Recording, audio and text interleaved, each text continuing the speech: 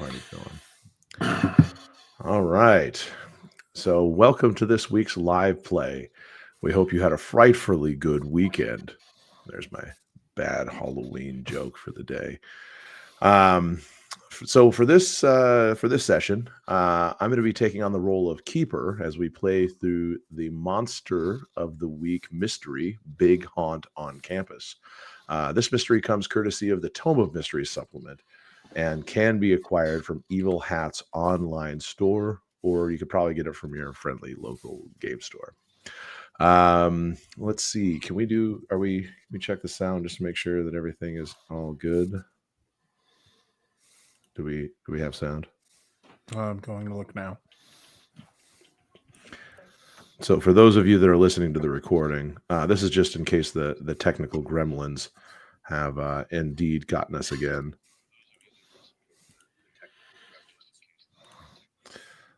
Sounds like I was getting myself. You guys want to check everybody else? You can check, voice check. I don't know. I can hear you. Can you hear me? And can you hear Jeff and Brent though? Well, guess what? I can hear everybody. How exciting is that? That's amazing. Okay, so I think. Yeah, you're good. I can hear I can hear everybody. Yeah, I can hear everybody. Perfect. So I guess we scared away those pesky little gremlins, at least for one more week.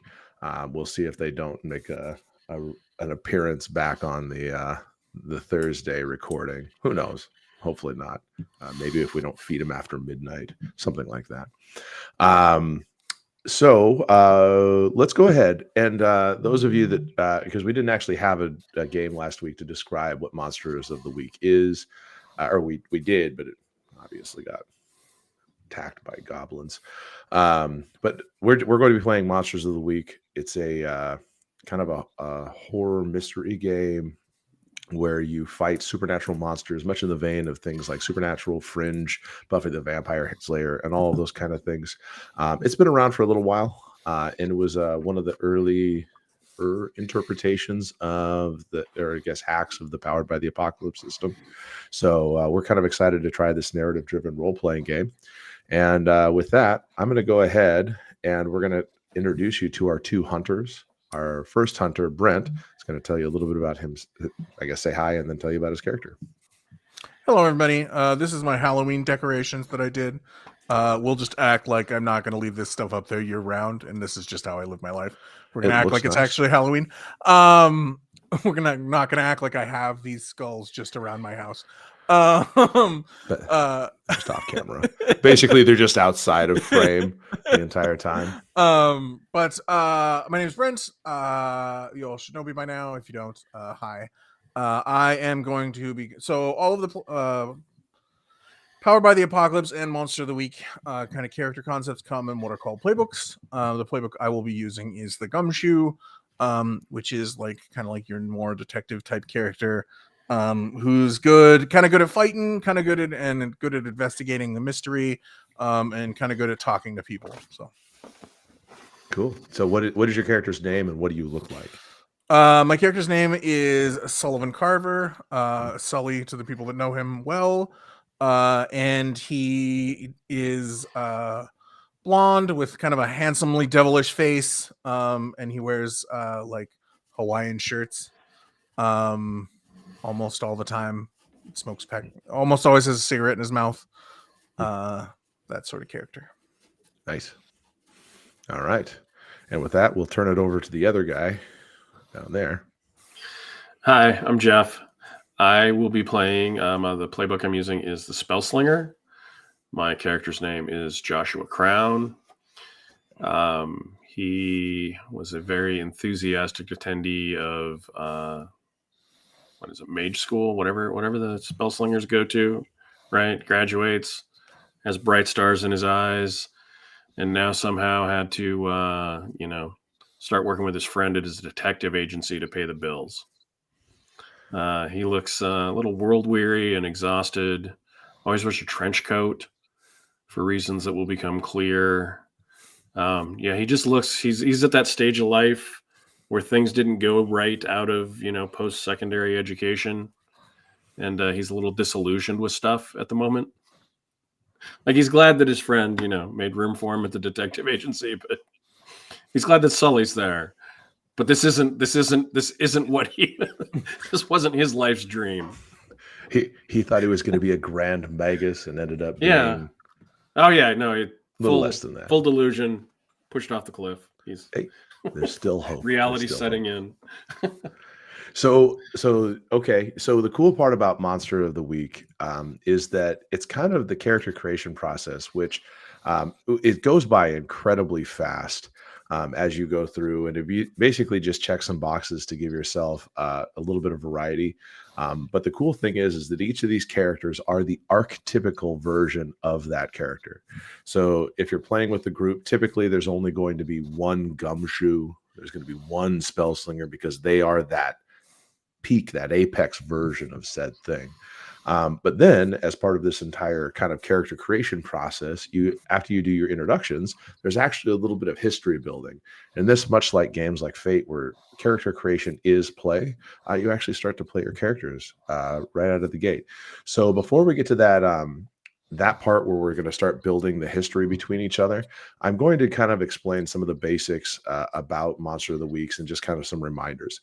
Those of you that have played Monsters of the Week, great. This will obviously be something. And if I was really cool, I would know how to put those little index things, and I could just tell you to skip to a time ahead. But since that time hasn't happened yet, I don't know how to do that. I was going to say, I think that's on recorded content, not on live streams. Well, I could probably add a chapter somehow. It would require time travel on live streams. Well, I'm sure I could do it after the fact. So if I could figure it out after the fact, I might be able to give people the ability to skip this part if you're not watching us live. So the first thing is that each of our hunters have an agenda, and this is important to recognize because you need to, kind of get in the mindset of this framework, and you're supposed to act like the hero in the story because you are. That's really important that you realize you're the hero. You're the protagonist. The story revolves around you. And therefore, you're going to make your own destiny. Don't be passive. Be active. Do things. Find the damn monsters and stop them because that's what you're here for. And, of course, play the hunter like they're a real person. So it is going to be a little bit narrative, a little bit more roleplay heavy. Now, obviously, we're not the voices type. And if you guys haven't guessed, all of my characters tonight are going to be raspy, post-sick voiced people. So don't take that as a hint. Just know that I can't change my voice at all. Not normally, not tonight. And so the hunters will be doing the mystery using basic moves, and you may hear terms like kick some ass, act under pressure, help out, investigate a mystery, etc., etc. These will be, because this is our first time playing for any of us, we'll probably use these terms a little bit more freely, whereas a more advanced group may use them less frequently, but they, of course, know when they're making these moves, and so a keeper might, ask for a roll or something like that. So don't be surprised if you hear these happen during our description as to what happened as we try to discern their intents. Luck. One thing is that luck is really important for the game. And when you run out of luck, bad things happen to you. However, as I was reading the Tome of Mysteries, they did mention that it's important for like one shot or short con games and stuff like that to reduce the amount of luck our hunters have. And so the suggestion for this article was that they only have one luck for this type of adventure, just not to like trivialize everything. Because imagine if you had a full arsenal of luck, and how many dice rolls could you honestly be expected to make in a one shot? Imagine adding luck to every one of them. So unless you guys have any major objections, one luck for this evening. I feel like I should object based on how bad I roll, but I'll let it go. You can still accumulate more, like if we roll horrible. You get the one. Oh wait, it's experience you're supposed to get. That's right. Brent's going to level up. Yep, exactly. Brent will just have a level 30 character by the end of his one shot. Well, we're not going to level up middle game. 30 advances just sitting there, never to be taken. Yeah, goes around, kind of sitting in that like Nirvana-esque meditative pose. Lotus just kind of frames him as he floats around the building, whatever. And so when you use luck, you can decrease a wound that you have suffered to 0 harm. So if you take a particularly lethal wound, you can use that luck to say, nope, I actually don't. And then we just discuss what happens then. Or after you roll, you can retroactively change the result to a 12. Now, there's one other thing that are kind of playbook specific to each of them, is that when they use luck, sometimes they will also get something else that's beneficial to them. Like in Brent's case, they have a gumshoe special. When you use a point of luck, your next regular case will actually be a mystery for your hunter group, not a regular case at all. That kind of special doesn't really impact the immediate game because we're not going to be juggling multiple mysteries / cases, et cetera, in the course of this. Yeah, how come Brent's is good and mine is awful? Yours is like, the Council of Wizards knows that you used a luck point. Yeah, and they stick their nose into my business. I feel like Harry Dresden had something to say about this. I used a luck point. The White Wizards will find you, Harry. Yeah, that kind of thing. Simple note about rolling dice. I reject your it's positive when it says, and the monster will focus its attention on you. That's great. I don't think any of the it luck makes it easier to kill that way. You're killing monsters. I don't think any of the luck are particularly. You're kicking butt, taking name. You came here to kick monsters' ass and chew bubble gum. I think when you run out of luck, it's synonymously bad for everybody. Yeah. But needless to say, you guys have it once tonight, so use it wisely. You will notice that there will be points in which they will have to roll dice. Now, this is an interesting game because this is the keeper. I don't roll dice. We just create situations in which dice will be what help drive narrative tension, if I do this correctly. And so you may hear me say, okay, roll, your kick some ass, which would be a roll 2d6 plus Brent or Jeff's tough score. So you'll see these 2d6 when we flip over to the dice table and all that kind of stuff. And of course, normally leveling up happens when you roll a total of 6 or less, or when a move tells you to add experience. Once you hit your 5th experience box, level up, erase all 5 marks on the character sheet, and then you, of course, pick an improvement from your list. After you've leveled up 5 times, you get an advanced improvement, and those are kind of cool because they have options that are more interesting. So the campaign play for this, I mean, obviously, as the archetype of this character, it does allow for longer campaigns, but I do think that there's probably a limit after a certain point, getting to the depending on how quickly you play.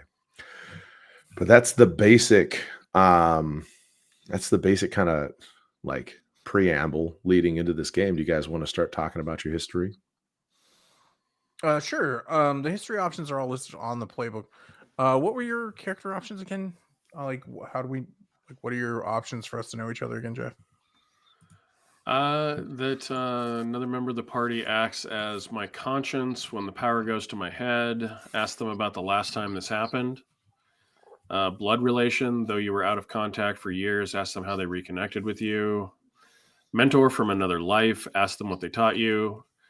Your magic-fueled rescue of them, introduce them to the supernatural. Tell them what creature was after them. An old rivalry has turned into a tight friendship. Tell them what you once fought over. You thought they were dead, and now they're back. What killed them? They're an on-again, off-again love interest. Ask them what keeps you apart. Tell them what keeps you together. I like that one.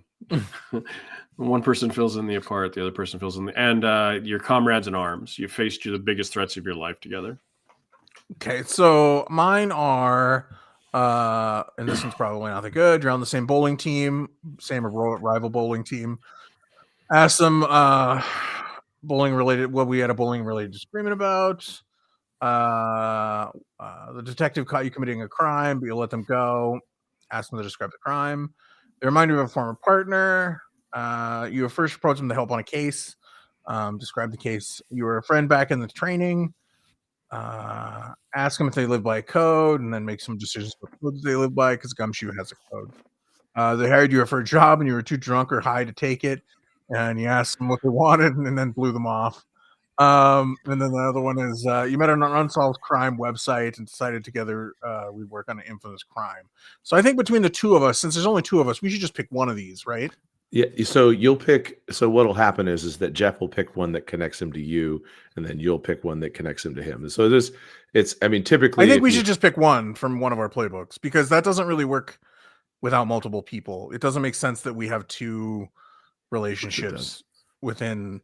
Well, you always have two, even if there's three. Everybody's picking one that relates to somebody. But it relates to a different person, is what I'm saying. So yeah, I pick one that relates to you, and you're a different person, and you pick one that relates to me. Well, I get what you're I'm just saying. saying that the typical order is that usually you would have one that relates to the other person, and then they have one that relates to you. But it doesn't really make sense if we have two backgrounds. Like I asked him to help. Well, I mean, I guess we can make it work. But of course you can make it work. Why can't you be on a similar bowling team? And then of course he has an old rivalry turns into a tight friendship.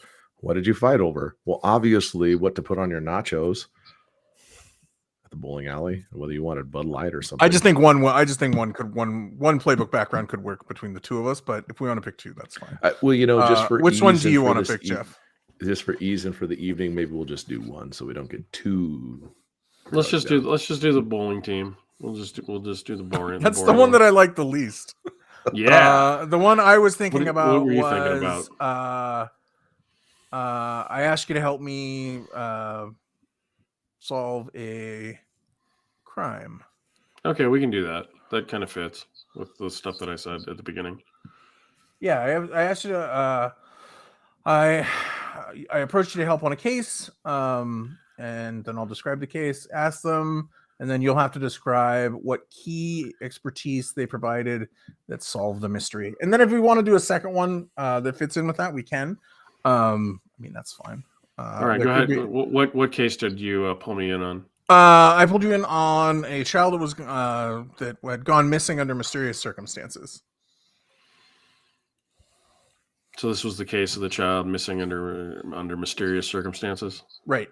Yep. That was the title in the newspaper even. Sorry. This is the Encyclopedia Brown title? Or... Nope. That was the title in the newspaper. Child abducted disappears under mysterious circumstances. And so I have to tell you what whizzy thing I did to... Yep. What did you provide that helped me crack the case? Well, I was able to use my forensic divination to, find the supernatural link to the creature that abducted the child, since it wasn't a human. Makes sense, and that's probably what kind of creature was it? Out of curiosity, ghost. I was going to say satyr, but sure, it can be a ghost. It was a ghost satyr. A ghost satyr. Yep. Fair enough. All right. And so so basically you helped him with that one case. Do you feel like that was enough for him to... That's probably what I invited him to help to join seeing he was down on his luck too. That one seemed so easy that I was surprised that he made money doing this. And then I found out that the work was actually way harder than I'm very normal. I'm not very. I'm fairly not weird. So having somebody to help with the weird stuff seemed like a good idea, like ghost satyrs. Out of curiosity, where do you think you would have come across, Brent, a character like Jeff, kind of peddling in the esoteric? Like how did his name end up in your Rolodex, or how do you think you figured it out? He exists. That is a good question. Is there a history thing that would work for you, Jeff? No, this is me asking extra questions. Like, what I'm saying is if one of Jeff's history things works, this is where it would fit in. Our fathers, our parents, one of each parents could have, worked together. So we've known each other since childhood, but it wasn't us that wanted to be friends. It was the parent, you know what I mean? Like, we knew each other and we were friendly with each other, but we didn't really hang out outside of the family events kind of thing. So we sort of lost touch, when I left to go to school. Sounds good. Okay. When you left to go to the prestigious the Wizard Mage Academy. The prestigious Hogwarts school not Hogwarts. Not Hogwarts. We'll have to pay money if we use that word. The legally distinct from, but very similar to Hocus Magic Hocus Warts. Yeah. Hogwarts. Hocus Warts. Yeah, so I think we've known each other for a long time. We just were, we were friendly acquaintances. You know, like we Okay. didn't have anything against each other, I don't think, but And there's been a lot of we didn't questions hang out all like, the time. like rabbits out of a hat, like that comes up a lot. Out of curiosity, do you like advertise, Jeff? Like, do you do mundane like sleight of hand things with your character just to like I do Zoom magic tricks or something like that? I do poorly edited YouTube magic tricks. I'm just curious. Like, He's fascinated by actual like mundane illusions, like Yeah, these card tricks. I could do actual amazing. magic, but I'm trying to I'm trying to perfect the David Blaine self levitation thing. I can never quite get it right. I don't distract people the right way. You know, I don't get them involved and staring at my eyes as I lift myself up. Your Like, calf oh, muscles just aren't I strong just enough yet to levitated. get Look at that, guys. I did it again. Your calf muscles just aren't strong enough to get the right bounce. Yeah. Yeah, I don't have the balance to get that you know, just that subtle, that positional with the one foot just a little behind the other, you know, I just lift myself up. I just can't quite do it. So I'm absolutely fascinated by magician magic because it fascinates me because it takes skill. I feel like I learn, you know, I can use actual magic and, you know, stage magic I just can't do. An illusion, yeah.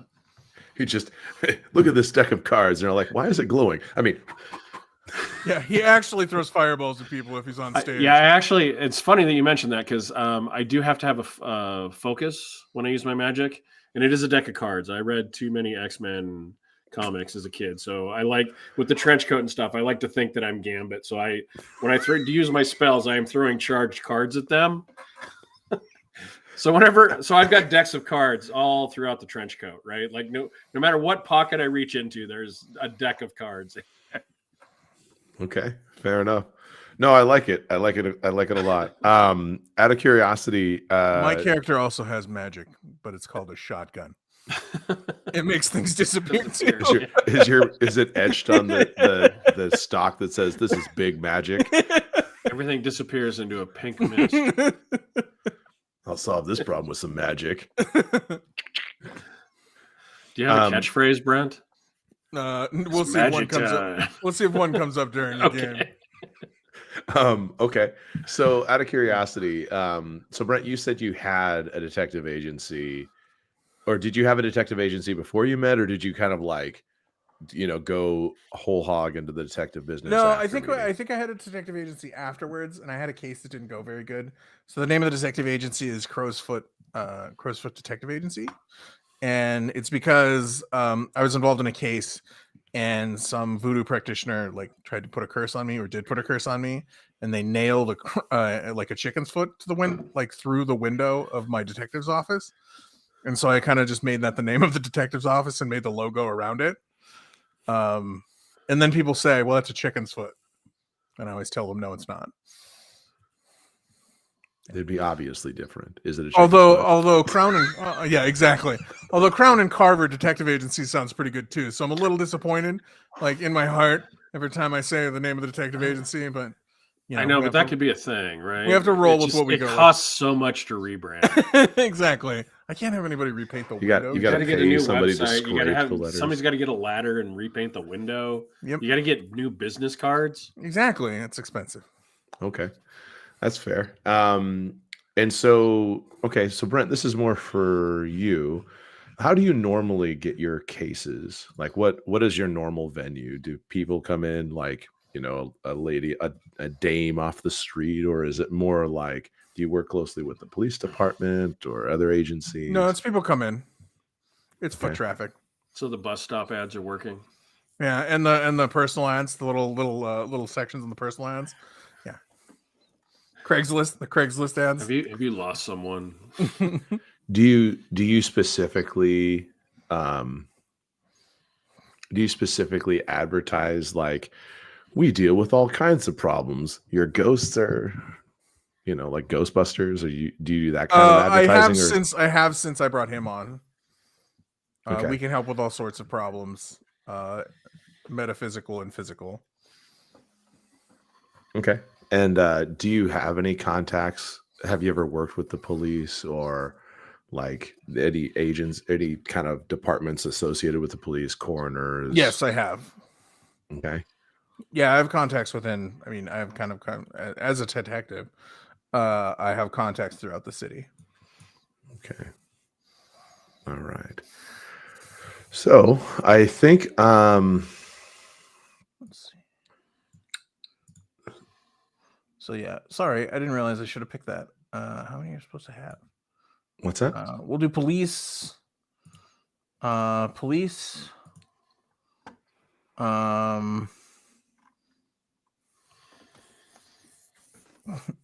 Are artists and theorists. I don't know how many you're supposed. You're not. It says I'm supposed to talk to you for.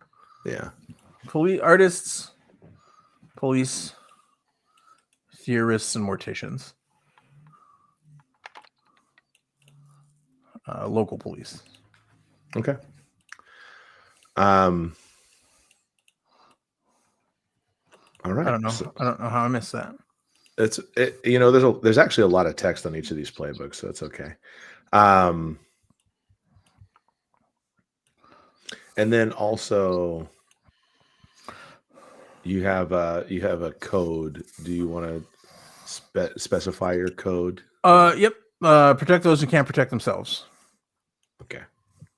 Perfect. All right. So with that being said, do you guys have anything else you wanted to kind of throw out there before we started? I'm changing that to criminals, not bartenders. Artists, criminals, morticians, and police. Local police. Artists, criminals, morticians, and police. Yep. Okay. I just wanted to double check. Okay, so why don't we go ahead and do this? I'm going to kind of go through two things, and then we'll let you kind of unleash you guys into the world. So before we embark on this journey into the Bighauntoncampus, there is going to be a slight viewer discretionary advisory. This is your warning, aka content-wise, that this actual play might delve into adult themes, including mature and complicated subject matter. You may encounter sexually suggestive topics, vivid descriptions of violence, scenes involving smoking and other substances, because apparently Brent smokes, and even the occasional display of bad DMing, because this is kind of our first time through. So expect me and maybe these guys to make a couple of mistakes. We want everybody to have a good time, but if any of these elements are stuff that really doesn't float your boat, you can take this opportunity to decide if you want to continue or maybe catch a different one of our live plays or any of our podcast episodes. You can see all of our stuff on our channel, which is apparently back there or up there or whatever the digital world is. So don't be afraid. Check us out, like, comment, subscribe, tell us what you like about our stuff, what you'd like us to kind of look at, or if you have a game you'd like us to see play. We're really excited to kind of try a lot of these indie / lesser known titles. So we're always open to ideas, and we've been playing a lot of different games and having a ball after we moved out of 5th edition. So with that being said, let's uncover the enigma that awaits us in the haunted halls of the Triple Phi fraternity house. If I had sound effects, I would have cued something right there, but I don't. So it's always good. It's always good to talk about the things that you don't do like that. You don't do sound effects like. That was my attempt at a lightning crash. Lightning, yeah. Something like that. Okay. All right. So let's dim the lights a little bit. Okay. Didn't do that. As the Halloween party continues to rage in the fraternity's backyards, Louie and Candy have retreated to their room, seeking a more private and intimate setting. The door to their room creaks closed, muffling the noise from the festivities. Louie locks it, knowing he doesn't want any interruptions. The room is dimly lit, the only source of illumination coming from a few strategically placed pumpkin candles, casting eerie, flickering shadows across the walls. They share a playful, passionate kiss, their love evident in their fiery chemistry, The connection between them is palpable. Candy, still wearing her enchanting sorceress costume, excuses herself to freshen up in the adjacent bathroom. With a sultry smile, she leaves the room, and Louis watches her go, his heart pounding with desire. As he sits back on the sofa, he takes a deep breath, the scent of her perfume still lingering in the air. Suddenly, the mood shifts, and the room turns cold. A shadow moves, and Louis turns his head, expecting Candy to have returned from the bathroom. But there's something wrong with the shadow. It's twisted and malevolent, not at all like the playful, sensual mood that they'd been sharing just moments before. Hatred and anger wash over Louis, emotions so intense that he clutches his chest, despair creeping in. It's as if an oppressive darkness had descended upon him, making it hard to breathe. His heart races, and he feels a sense of impending doom that he can't shake. As he stands, trying to make sense of this sudden change, a frigid force slams into him with a violence he's never experienced. The invisible impact sends him hurtling backwards, crashing through the window. Dun, dun, dun. And with that, Brent, your cell phone rings. Okay. I answer my cell phone. How do you answer your cell phone? Crowsfoot Detective Agency. How can I help you? So this is a call from No, what do they say? That's what I'm saying. Oh, okay. This is Detective Molly Jensen. I've heard that I really don't know how to say this, especially, and well, first of all, I'm so sorry to call you so early in the morning, because it is currently 3 a.m. And she says, I'm really sorry to call you so early in the morning, but we have kind of a weird It's only situation. early if you've been to sleep. It's might just be late for some people. Well, that is true, I guess, but we kind of have a sensitive but kind of weird situation here on the campus. We got your name through a common friend, and they said you guys look into this weird kind of stuff, and I was hoping that you guys could make it down here before everybody else just to take a once over on it, because this is as weird as it gets. She gives you an address as to where she's at, and she's like, I did call the captain, and they agreed to at least provisionally pay your daily rate, if you guys can turn up anything that would help us get this case closed ASAP. Money's good. Okay, yeah, we'll be down there. Okay. Well, she thanks you, and she says, "Look forward to seeing you." Okay. I hang up the phone, doubtful that she looks forward to seeing me. And I call, I don't know, whatever smoke signals or cell phone stuff to call. What's your character's name again, Jeff? Joshua. Crap. Joshua. That we have work that we need to go do. Okay. So you guys, how do you typically travel around? Do you guys take like city bus, or do you guys like actually have a car? I have a car. Okay. What kind of car? A cheap car. Cheap It's car. like an old taxi cab that's been repainted, like white. Like the old yellow cabs where they had like the big, and you can tell where oversized. and you can tell where the shit used to be on it. Yeah. Like Did you get it at a used car lot where they told you about how the yellow primer was just way more effective than the gray? It was a police auction. Oh, okay. And they had taken all the stuff off of it, and it was the right price for the right time. Okay. So yeah. So do you pick up Jeff, or do you go? Yes, Okay. I assume he doesn't have a car of his own, since I know he's kind of down on his luck. Man. Yeah, no, I don't own a car. But I don't ever seem to have a problem getting around. I have friends. I assume one of two things. He either secretly has a van with a wizard painted on the side, or he doesn't have a car. Wall-to-wall shag carpeting inside. With the brown and then, of course, that 80s spray paint-esque wizard. Yeah, no, dude. Yeah, the airbrush wizard on the side. Yeah. Do you know how much I had to pay for that? That's why I had to save up. Well, if that's the case, I leave the taxi cab at his house. No, I don't currently have. Currently, though, the body looks pristine, but then you notice that it's on cement blocks and there's no wheels. There's also not an engine. That's because he's trying to get it to fly. So yeah, we're gonna have to take the taxi cab. So That's fair. We take That's the Crowfoot mobile. Gotcha. Okay. So But I have money invested in that vehicle. It is gonna be sweet. $20,000 later and the thing still can't run. Okay, so you pick up Jeff. Jeff, you're awoken to an early morning phone call from Brent.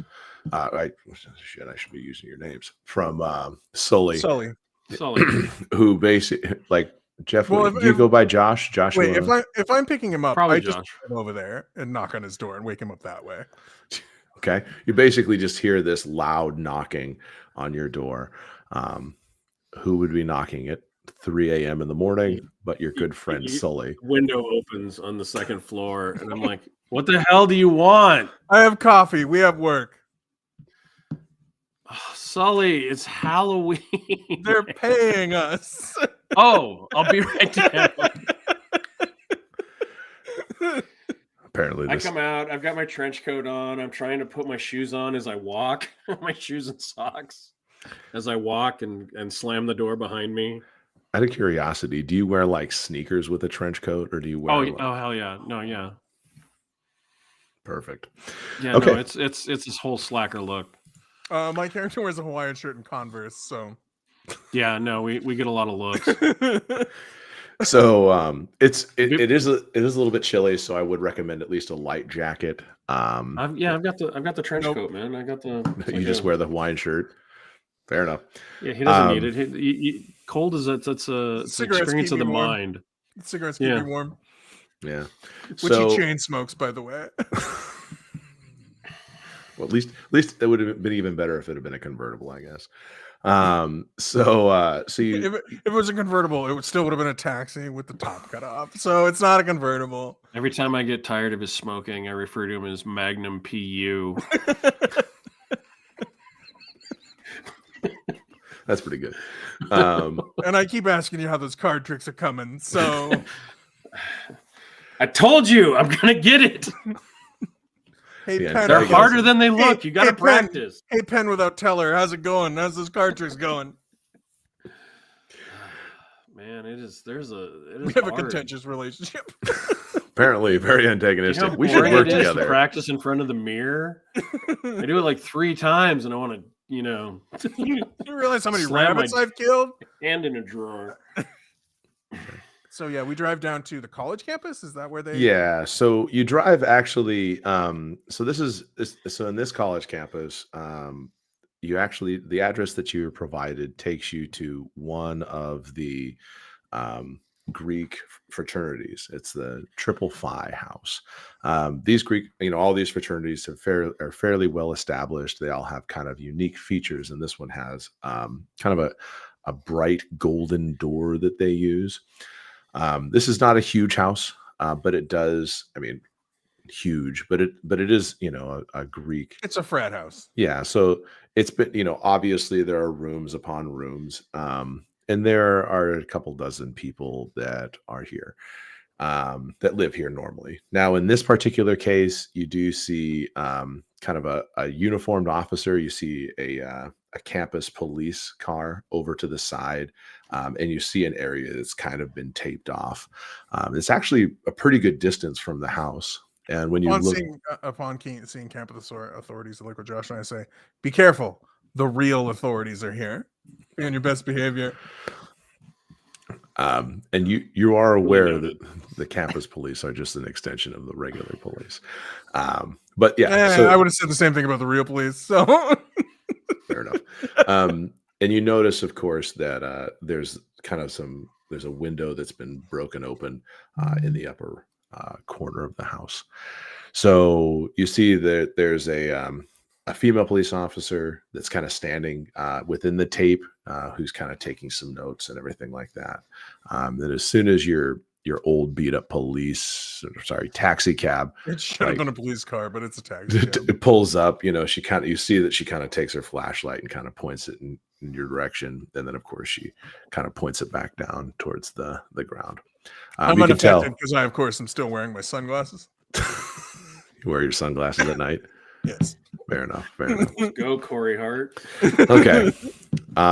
So you see that, within the tape, there's a kind of a sheet that's covering a lump. Oh, we found the ghost. I think we're good. I go to the back of the car. I said that to you before I get out. Then I go to the back of the car and I pull out my duffel bag and sling it around my shoulder. And then I go up and stand in front of the tape and wait for Joshua. Yeah, it takes me a second to get out because I have a saber that I have to tangle the sword. Yeah. You're getting out of this thing and you're kind of stuffing it. Yeah. And it's kind of, so I gotta get it and make sure the trench coat's mostly hiding it because people get nervous. So okay. I really need to get those Queen songs on tap for when he's fucking around with that sword. Jesus. Okay. So basically you get there, and as you kind of approach the police line, you can tell even in the darkness, one of the officers' eyebrows you can see the face shape visibly raised, even though you can't, even though it's kind of dark. And then she kind of like sheepishly asks, "Is one of you Sully?" That's me. And this is my partner, Joshua. She takes a big breath and she says, "Well, okay." And she goes over, she lifts up the tape, kind of giving you that kind of permission to come in. And she says, I'm a little bit surprised. I guess I didn't know what to expect, but I don't think I expected this. Yeah, people usually expect a hat, but it's okay. A hat. Like a detective. Okay. Never mind. A fedora? Yeah, exactly. So Joshua says a fedora, and I go, yeah, like that. So she says, this isn't been released to the public. We have a crime scene investigation team coming down soon to get forensic evidence. So I'm going to need you to wear these gloves if you need to do any more in-depth examinations. And she kind of hands you some black sets of nitrile gloves and stuff like that. And she kind of starts kind of going through her notebook, and she says, well, so the victim here is a Lewis Buckner. He seems to have flown through his window during the party that the Triple Phi, or I guess the Tri Phi fraternity was hosting tonight. And she kind of goes, it might be better for you just to kind of see it. And so she takes back the the cover over the body, and you can see that a fairly large individual. He's definitely basketball height based on what you can see here, much taller than your average person. But you can also see that like he hit the ground way hard, and not like a 2-story fall hard. Not like he did. It's not like he fell down. He fell down kind of like a parabolic. Like he was thrown out of the window. Yeah, with an extreme amount of force. You see, you're saying he's like 20, 25 feet from the window, something like that. Not like something that seems reasonable for somebody to have jumped. Yeah. So it is. Even though it's like a little bit cold out, it's definitely not cold enough to be frosty. And you can see on the body that there are patches of kind of a gelatiny like substance, as well as there actually is frost that is developed on his costume, as well as kind of in this area. What's his costume? His costume is a vampire. And of course, he's got the white face paint with a little trickle of blood down the side. But you don't see the plastic teeth that you would normally see. So it would have been funny if I was playing the vampire. So I like look at him and I look to you. I kneel down and I'm like, without touching the body, I don't like touching dead things. You know, I'm trying to get really close to see the frost and the goo. Mm-hmm. Pull out my cell phone, take a pictures, you know, and I'm trying to zoom in and take a look at it because I really don't want to touch whatever residual stuff's on his chest. Okay. But yeah, I'm trying to figure out, you know, like what kind of creature could have done this, because this immediately feels supernatural. I'm looking at the distance from the building, you know, and looking at him and starting to, you know, trying to put something together. Okay. So I'm thinking I'm investigating a mystery here. Sure. So, so in terms of like how you go about investigating it, the visual stuff you can tell. The only thing that you could really do now is you could get a little closer to the goo. But why don't you go ahead and roll for me, and then we'll discuss what's going to happen. So we're going to bring up the dice. We're going to see what Jeff does.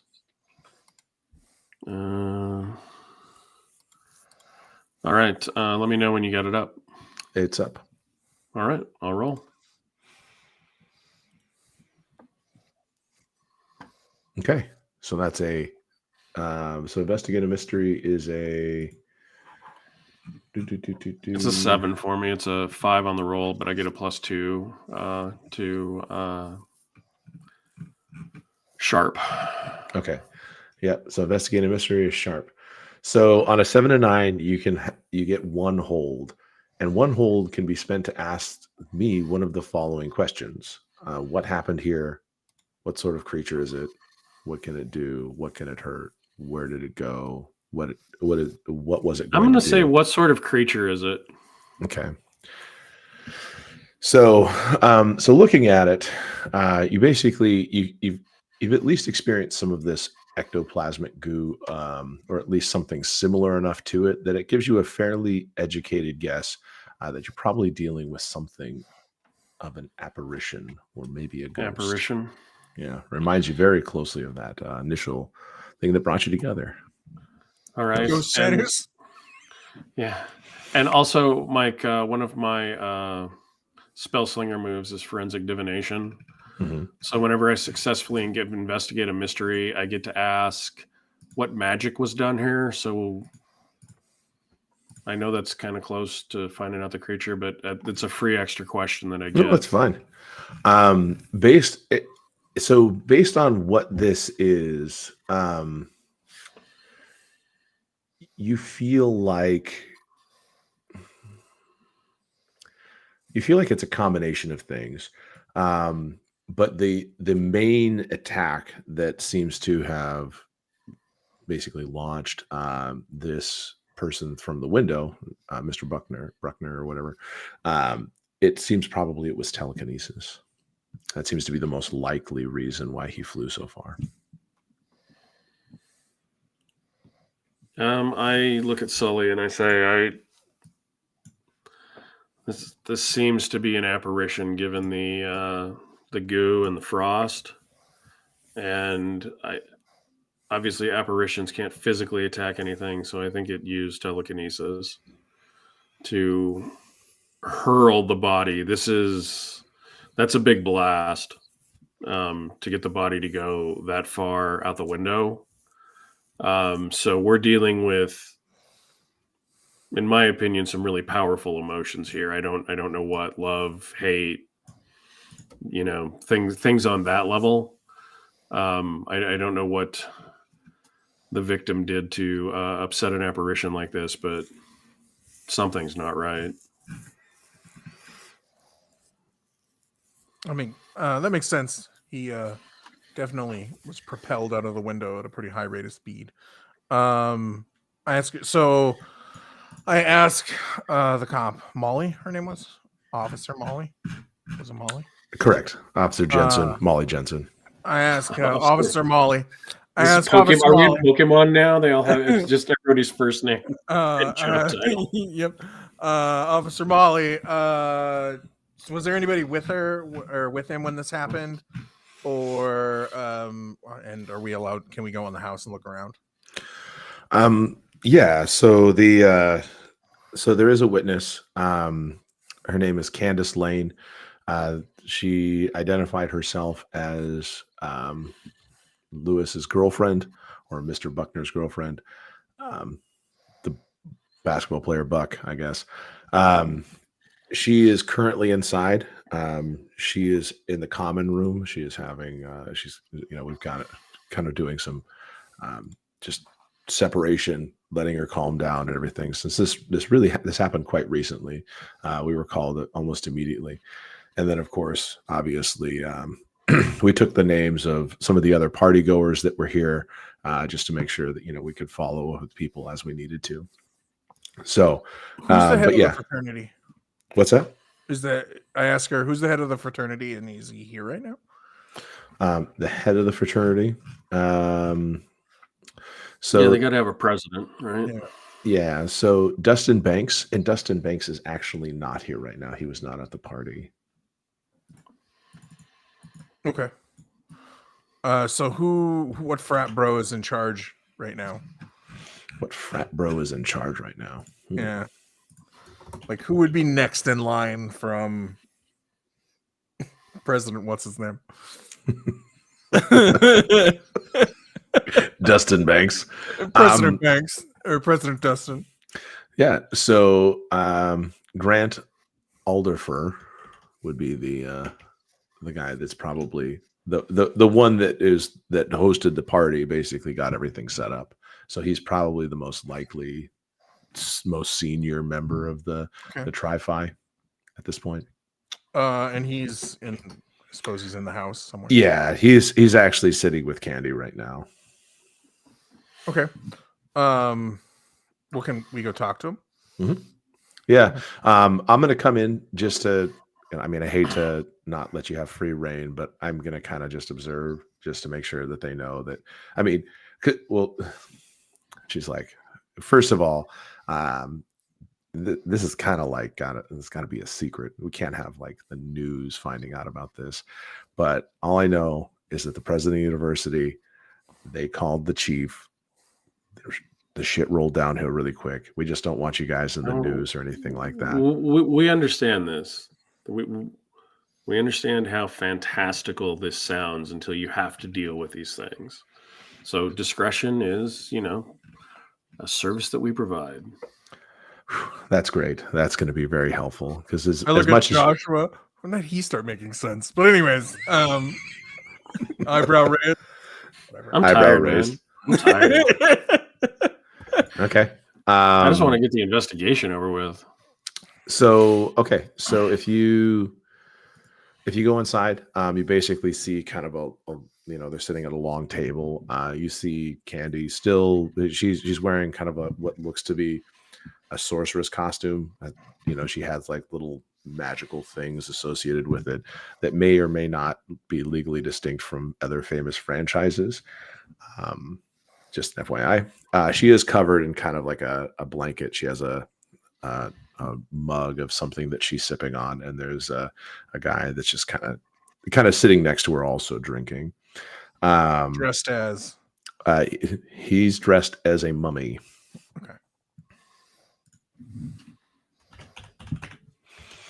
Okay. And so she kind of like leads you there, and of course, being the police officer in this situation, she goes over and she says, hello. Oh shit, what was her name? Candace. Her name was Candy Lane. Candace Lane, something like that. I think it's Candace. Yeah, it's Candace. So Miss Lane, Mr. Alderfer, we have some consultants that we use for some cases. The city has generously brought them in because we understand how important this is, and they're reviewing the crime scene and they would really like to ask you some questions. So I'm just going to be here, just to observe the interaction, but feel free to talk with them as though they were acting in the capacity of the police. And we're really sorry. We're going to do everything we can to help understand what happened here. So I sit down at the table with them, and I kind of look towards Joshua. I kind of will, since Josh would be aware of this. Since it is kind of a weird situation, I do lean on you a little bit more. I usually handle the more mundane cases, but I do know some questions to ask. Like the first thing I'll ask, what is his name? This one isn't President Dustin. What's this one's name? What's that? In an effort not to just call him frat bro, what is the name Skippy. of this? His name was Grant Aldifer. Grant. Okay.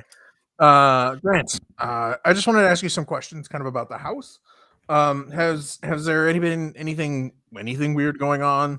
Has anything has anything else happened where things have been moved around or anything like that you can't account for? Anything like that? In this house? No, we haven't heard anything of this sort.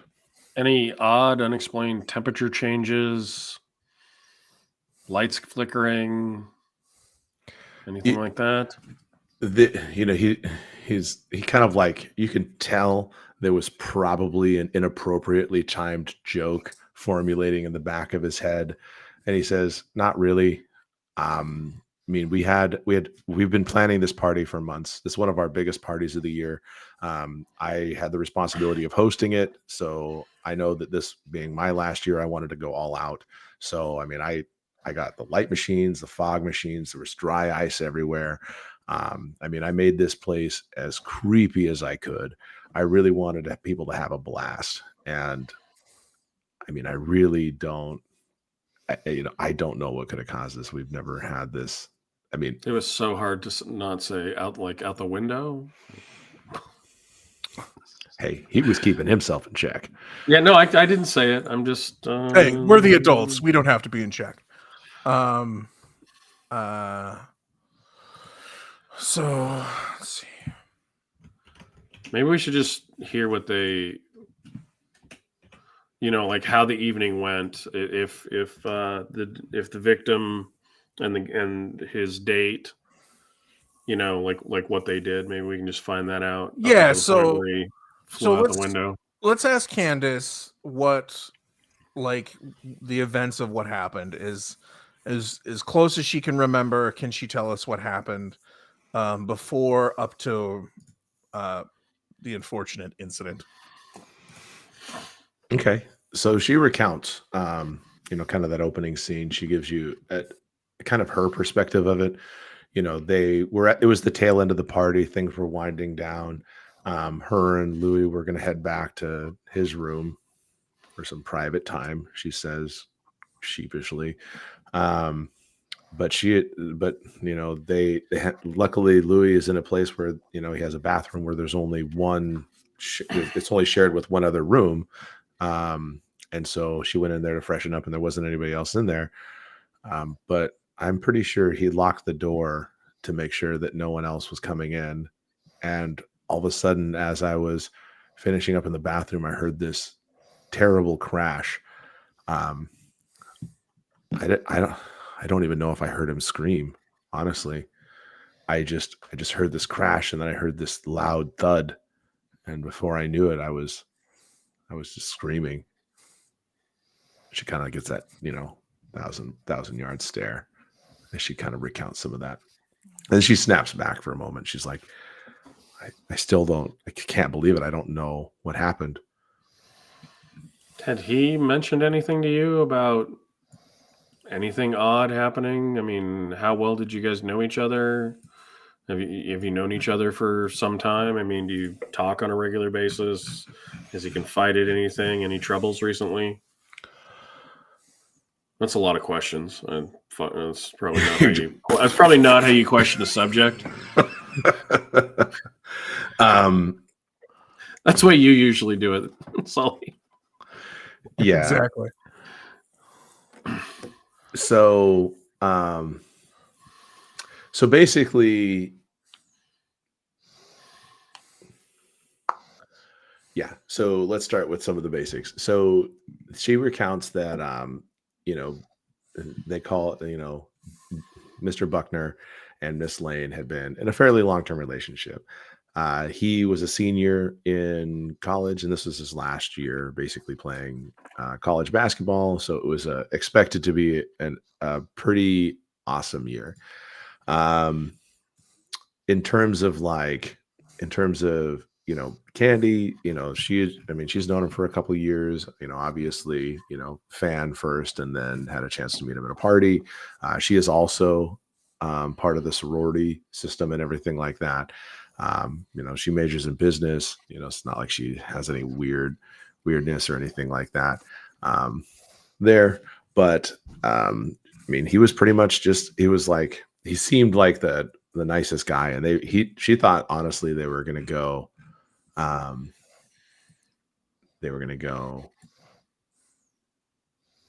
after college, like they were gonna continue the relationship and try to move in together. She was almost thinking, a little past college and all those kind of things. Hopeful, but not necessarily like he wasn't necessarily going to make the NBA first round draft kind of thing.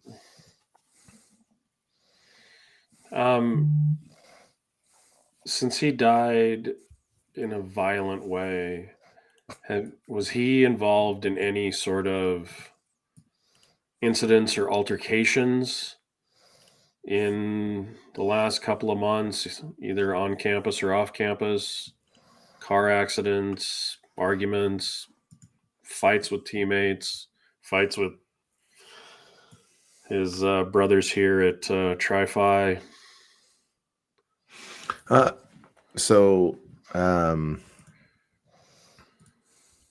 You kind of mentioned, like, has there been any altercations? And Grant looks and he's like, I think before the summer, like we had a party, and I think that there was, he like kind of looks down and he kind of like looks away from Candy. He's like, I think Grant was talking with another girl that night. Her name was, God, what was her name? He kind of takes a moment and he's like, I think her name was Shelly something. Oh gosh, I wish I knew. I think her name is Shelly. I don't remember her full name though. Miss Lane, I realize this is a delicate thing, but do you know a Shelly that Louis was acquainted with? She's like, no, I don't know anything about this.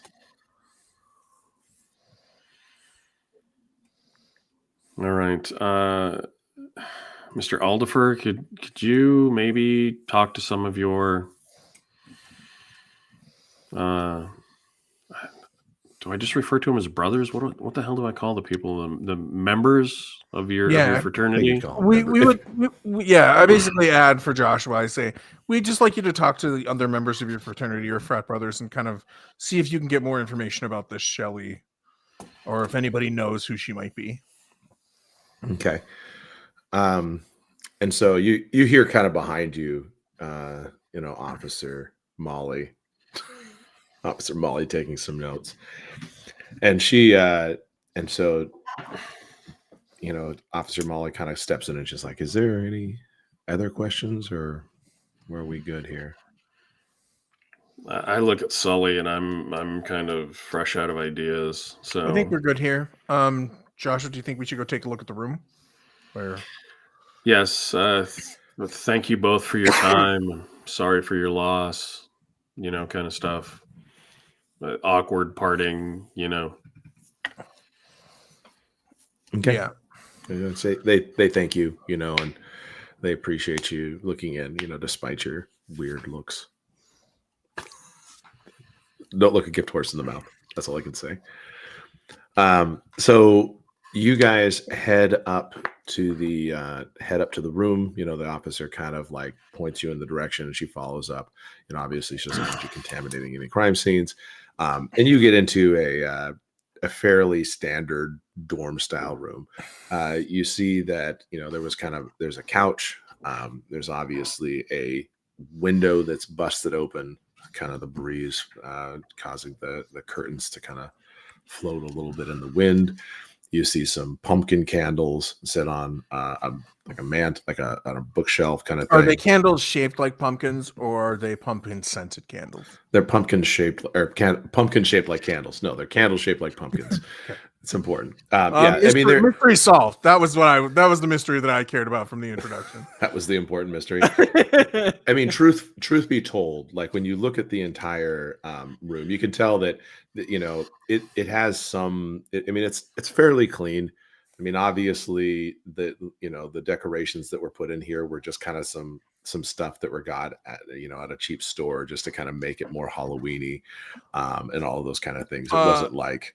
I am going to use the investigator mystery in this case, to kind of, as we were kind of having kept an eye out as we went through the house to see if there was anything that maybe, I don't know, used to summon a ghost or anything like that, and then up to the room to see if there's any more clues as to what this phenomenon may have been caused by, or anything that anchored the phenomenon to him, or anything like that. So that's what I'm going to do. Okay. Sure. So let's go ahead. And so as you're going through and kind of eyeing everything that you can see there, let's see what your investigative mystery roll is. And I am not as good at this as Jeff is, so let's see how this goes. A 9. That's I solid. rolled a 10. Okay. So you can ask one question, or a 10. You can ask 2 questions with your investigative mystery. So the first thing that what I'd like to know is, where did this thing go? Like from here, where did it go? Okay. So as you kind of examine the room and everything like that, using your very keen detective eyes and everything that you can tell, you actually can see that the panes of glass also have kind of that little bit of ectoplasmic goo. So it seems like maybe it went out the window. Are you looking out the window, kind of like just looking out that way, or? Yeah. Okay. Kind of across the way, you see a kind of probably would either be at either a larger departmental building, or it could be a dorm. Looks about 5 stories tall. It's in the distance, and you can tell that it's definitely on campus proper. And that's probably where it went. It seems like that follows the trace direction. That's the biggest building that you see in that way. Okay. And then the other question is there anything being concealed here? Is there anything that's being hidden from us? Okay. Let me think. Is there anything being hidden from you? Ooh. Well, obviously, there's so many things being hidden from you, but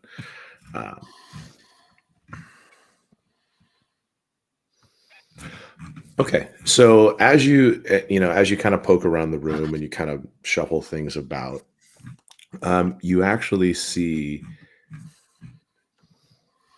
a note that it's kind of tucked away. It looks like it would be hidden to the most casual observer and everything like that. And upon opening the note, you basically read something akin to, I know you regret what we did, but that night was the best night of my life, and I want to take the chance. I want to prove it to you that we were made for each other. And it's got like a heart, and it's got an S. So I say, Joshua, it looks like the phenomenon, whatever the thing was, probably went across towards the other dorm room, over across that way.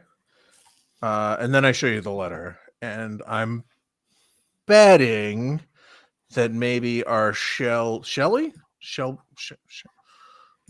What was her name? Shelly. Yeah. I'm betting our Shelly maybe is in that dorm room. Or any other guy or girl that he met at one of these parties that they seem to have every weekend whose name also starts with S? Well, yeah, but there wasn't Shelly's the first place to start, there but wasn't a lead that he may have slept with this other person. I don't know that they slept together. They might have pulled a bank heist, but we should go investigate. I always write notes to you with hearts in them for planning our bank heist. So I fold up the letter and I put it in my pocket. As with any good evidence. As with any good evidence. Right. No, actually, I just take the letter and I give it to. Yeah, I take it with me. Fuck it, I don't care about the cops. Obviously, you just kind of like you see that Officer Molly is. I see that you're like looking around, so I go start talking to Officer Molly because I've seen this play out. So I'm just talking to her about, wow, this is really awful. Man, that guy made a big hole in the window. Like, you know what I mean? Anything inane to get her to look at me while he does whatever. I think the cops will screw this up. So yeah, I just take the note and I put it in my pocket. All right. So between the two of you acting in this way, you find a way to pocket the note, and she's obviously none the wiser. Man, that's a big hole. She doesn't know whether to like just talk normally about this because obviously he went quite a ways. I mean, in terms of I go out and look, and I'm like, it looks like he flew even further from up here than it did from down on the ground. It's a pretty far. It was a pretty far distance, and you can kind of see that. Is there still any lingering coldness, Mike? Frost, anything wet just on the cigarette smoke? Just on him and the part that I mentioned on his chest. No, that's fine. I just the goo made me think. So yeah, as we're leaving, as we're walking out, I kind of lean over towards you and I'm kind of talking to you in a way maybe so Molly can't hear as she's following us. I say it seems like it probably jumped on him and like shot it, like they both went out the window and it landed on him and then ran off. It could have. I still got the distinct impression that it was telekinesis, but with these sorts of creatures, it's hard to tell without, Well, it couldn't, but I guess what I'm saying is I don't think it, I don't know if it has a physical form, but I think that's the action. Oh, okay. Sure. And I think we should go look and see if we can find any traces of the thing over by that other dorm room. Yeah, it's the best lead we got. Let's go. So yeah, we head yonder. All right. So basically heading over to the campus, the campus, it's still very early in the morning. I'd say about 4 a.m. So even the most stalwart of students are sleeping, because, they have to sleep sometimes, even those all-nighters. I don't think many people pull those. Maybe they do. Who knows? It could be a very competitive university. I don't know. But as you get over there, you get to the building. The building is named Ross Hall, and you can see that it's kind of older design. It probably looks like it's from the 60s or something like that. That old. Do I go full brutalist? Oh gosh. It's got it's got the very concrete, very boring, not very fun look, but very solid. It's a very solid building. As you get there, you basically you see that there's kind of a double door, and you see that there's kind of a key card entry. The doors are currently locked.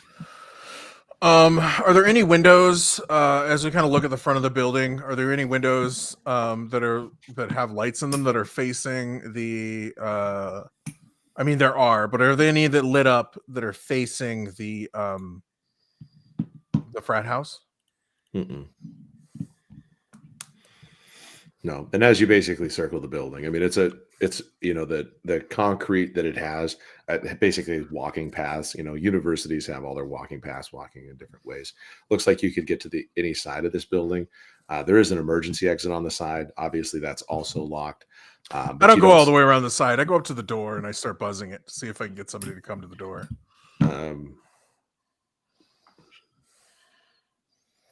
Yeah, we asked Officer Molly how hard it would be to find a list of all the students staying in this dorm named Shelley. Oh, she doesn't come with you. She's still at the crime scene. Okay. She thanks you for your help, and then then I would have if she wasn't coming with us, I would have asked her that before if she could get that and text us the information. Let the school know that we need that info. Yeah, she can probably do that, but it might be a little hard to release all the names. Do you have anything specific that you're looking for? Just a student named Shelley. Anybody staying in that dorm named Shelley. This store, because she heard the story. Mm-hmm. We have reason to believe, that the apparition needed some sort of line of sight from whatever summoned it. Bzz, bzz. Okay. I get that she doesn't believe any of this, but we are looking for a student on campus named Shelley, preferably one that lives in that dorm. But if you could find out how many students named Shelley and whatever weird variations of the spellings of Shelley are. Okay. Yeah. So she says she'll use the time while she's waiting for the crime scene team to look up that name, as you guys kind of wander off that way. Yeah, I'm sure they're just not handing out total lists of everybody, but where somebody might be involved in the crime, maybe the police can get those names. I don't know what it takes. Stupid privacy laws, but as campus security, she probably has something that she's dealing with. Okay, so as you guys get there, you get to the front door. You buzz the door a couple times, and you hear a very agitated voice on the other line. It's like, "Did you forget your key card? Who is this in what room?"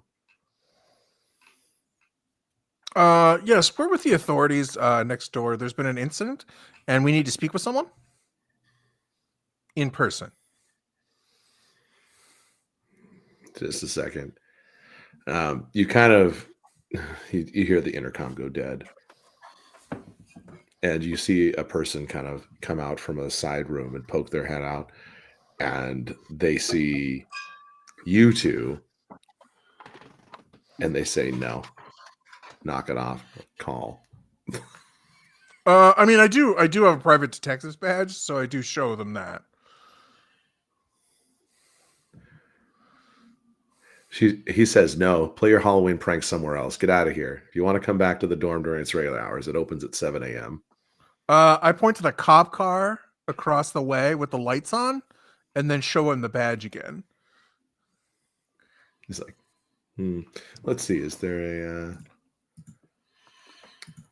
I can roll my Is that manipulation? Is he manipulating someone? Yeah, I can roll my manipulation. Why don't you go ahead and roll manipulation? I'm just wondering. I'm just asking. No, that was my next question. I'm definitely not manipulating anyone.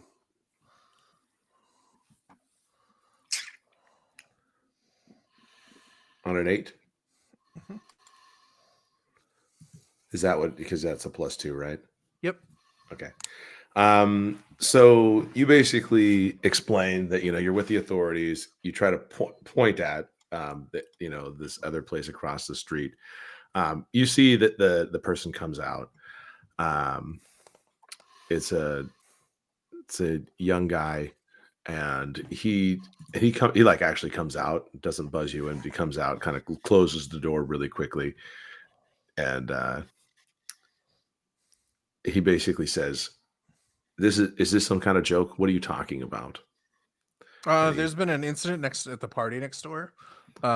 Did you know there was a party at the frat house across the way? Kind of looks, and he's like, "Yeah, everybody knows there was a party over the Tri-Fi house." Okay. Well, we have to ask you. We have to ask some questions because we believe that potentially somebody involved in the incident at the Tri-Fi house may have come here. Okay. Do you know when? I can tell you who.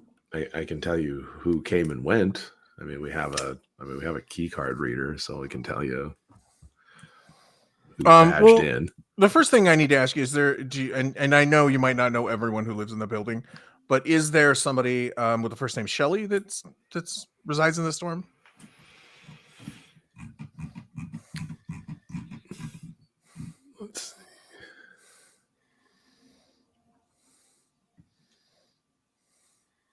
Yeah. I mean, Shelly, we have a Shelly Young. She lives on the 4th floor. But I would have Did seen she badge Shelly. in tonight? Sometime after 1? No, I didn't see her go out. She's kind of a bookworm. Well, I And didn't see her go out. Isn't the same as she didn't badge in. well, here, let me go check. I'll get a printout and see who's come in and out. So he quickly, kind of lets himself in, goes into the office that he was at. You wait a couple minutes and he comes out with a couple pieces of paper, and it's, obviously being Halloween, there was a little bit of traffic earlier in the night, and he kind of like And I scanned tell it. you, and I looked at Josh and I was like, "There's no way she badged in. She didn't do this. She didn't walk over there and do this." And he's like, and he goes Probably through, not. and he looks at the name. He's like, no, I mean, according to this, she may still be out. I don't obviously know if she's in her room. But according to this, she has not badged in all night. So either she's been here since lockdown, since the dorm's locked up, or she's still out and about. Okay. What I'll need you to do for me is I do need you to go to her room and see if you can get her to come out to speak to us. Because she does have a connection with the person that was involved in the incident next door. And we'll just need to speak with her.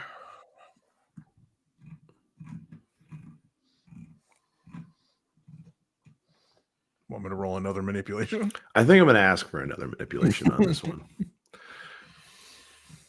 I think you're going to wind up buying this guy a pizza or something.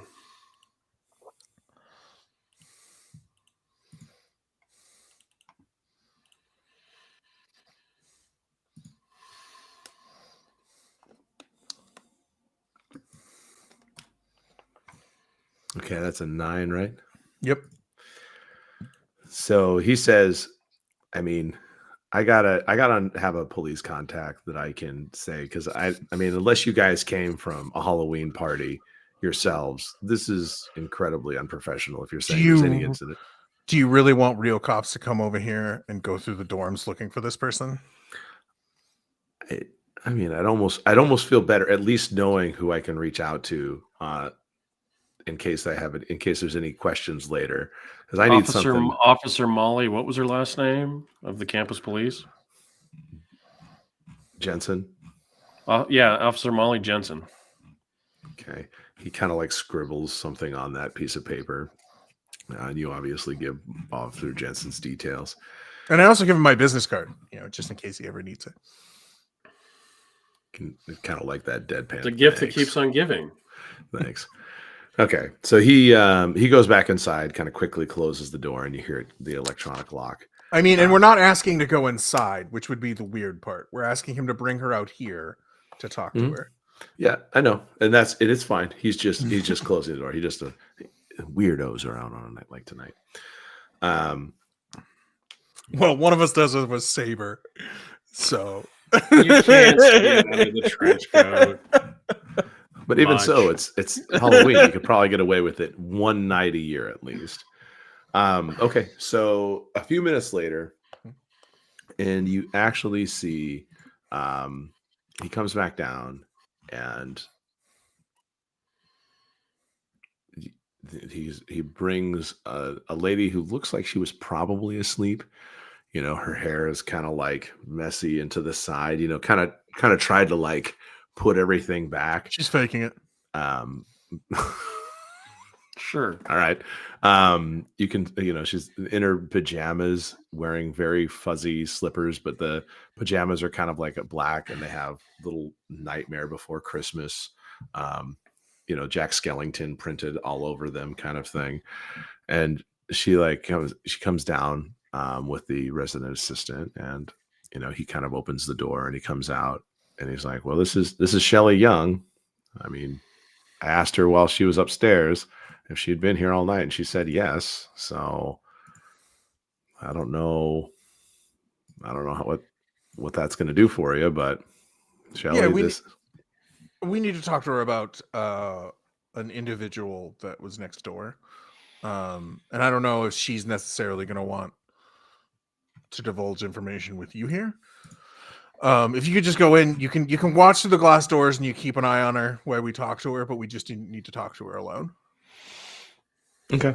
Yeah, he says, he kind of looks at Shelly, and Shelly, she doesn't seem to know what's going on, but she nods, and he goes inside, and you can tell that he doesn't obviously go back into the office where he originally was, but he kind of is like watching you through the glass. I commend his responsibility of watching the two strange men talk to the college girl.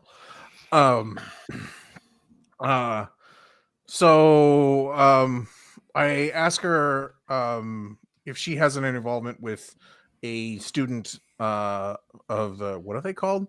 What is the house called? Tri-Fi.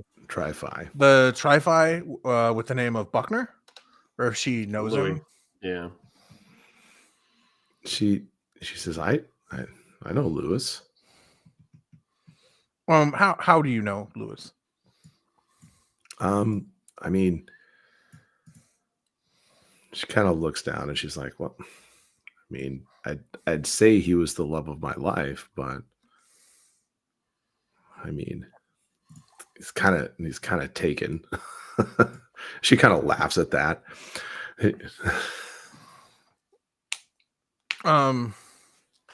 Did you interact with Mr. Buckner at all this evening? I understand that they said you were in all night. Is that correct? No, I mean, I obviously, I know that the Tri-Fis were having their party, but did something happen? Did he get hurt? And she kind of chokes up. Is he okay? They should have a read a person skill in this. Is this a read a bad situation type event? No, it's not really No. bad. It's kind of funny. It's kind of funny because I want to do like a Venkman from Have You Now or Ever Been in League with the Devil? Or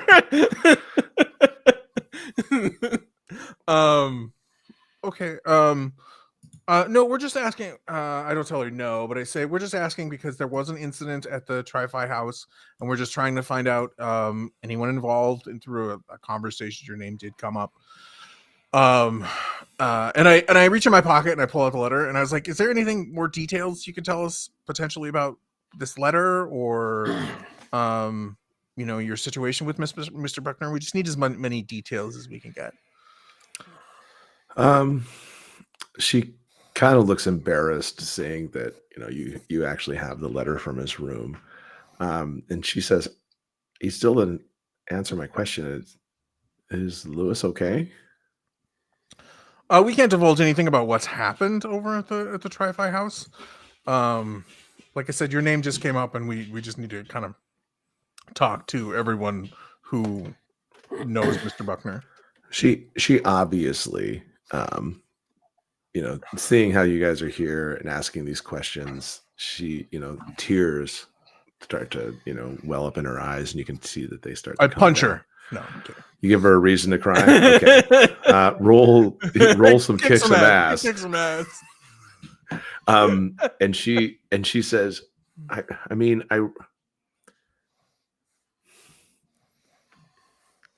this note, I just was trying to convince him that I was a better match.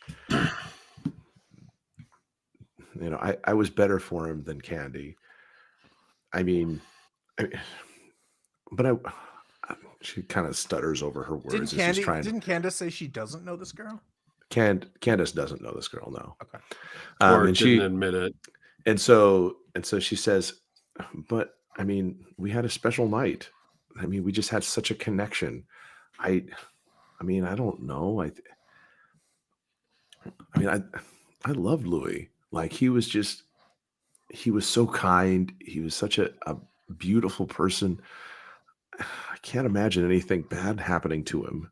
And you can tell that she's like, a lot of genuine emotion is coming out right now. I mean, I obviously can't, get into it, but she's like sobbing. She's looking over the note. She's kind of clutching her chest, those kind of things. And do you know anyone who would have any reason to be upset or angry, or that might hate Mr. Buckner?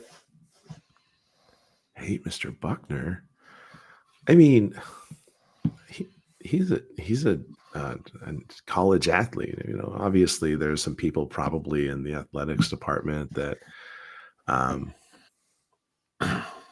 that probably don't get along with him. But I mean, he's a nice guy. I mean, I don't know. I can't think of anybody that would hate him. I mean, he was like the sun. No, So bright, warm. Ex-girlfriends, jilted lovers. Well, I mean Candace, but I don't say that out loud. She says, I mean, I really can't think of any. I mean, I don't know. I mean, all I can say is that I was happy to just be near enough to him that there was a chance.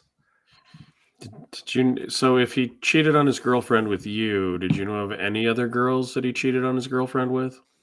Oh, he would obviously not cheat with anybody else. We had something special. I just sort of elbow Sully in the ribs, like. Oh, that's a long drag on a cigarette. Obviously,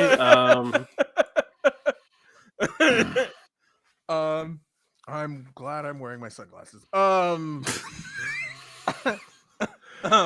Yeah, I don't. It's not like this. It's this. I just kind of lean. Like, did you hear the same thing I did? Kind of thing? Like, hopefully she doesn't see it because she's, either actually sad or faking us out. I don't know which. No, I think she's actually sad. So it wasn't. I do ask her. I say, could you just humor me for one moment? Is your window like the window of your dorm room? Can you see? Are you on this side of the building? Can you see the Trifade house, or are you on the other side? So she looks up and she's like, She should know what she could see out of her window. Doesn't seem like her looking might seem like a lie. Which window is mine? She's like, well, she's looking up and she's like, trees that's my window right there. And she was looking to point to where her room was. That works. She wasn't like going, where am I? Where and she's like, no, I mean, between the trees and all that stuff, you can barely see the houses. So, I mean, I guess. But she points to her window, and in looking at the wall, we don't see any like residue going up to her window or anything like that, correct? Not from this far away. It's 4 stories up, so it's pretty hard in the dark to see that. But I mean, we could see it if it went to the ground and then went up. We could. Oh, I mean, if you're like, yeah, we're gonna go over there in a minute and look just to see if there's. No. So, do you release? Yeah, I let her know. I tell her, thank you very much. I'm sure as soon as we have more information, we'll kind of fill you in. Did you give her a business card? She pleads for an update. Yeah, you'll get an update. Sure. She takes your card and is like, oh no, I don't give her my card. Oh, you don't give her a card? No, I don't give her a card. I give her one of his cards. You're like, we'll see you later. And Jeff's just like, take this. If you remember any information, I look at him regretfully and I say, if you remember any information, please give us a call. She nods and she continues to kind of, she's kind of sucking in the tears a little bit, but you can tell that she's definitely puffy in the eyes and she's going upstairs. And I point to the guy in the office and I go, comfort her. And then and then we'll walk kind of the perimeter of this side of the building and see if there's any more signs of the phenomenon. Okay.